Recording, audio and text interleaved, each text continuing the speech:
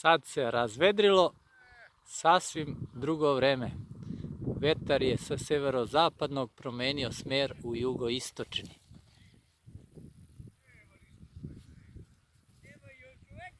Ali za sad nije toplo, dobro je za let.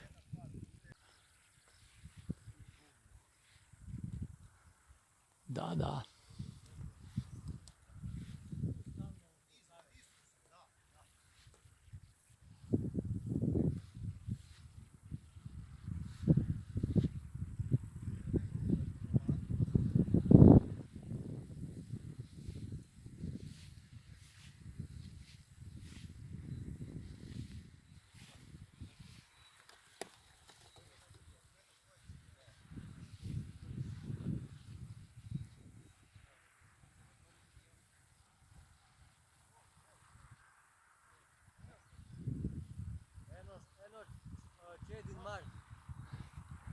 Šta je ono, neki divljak?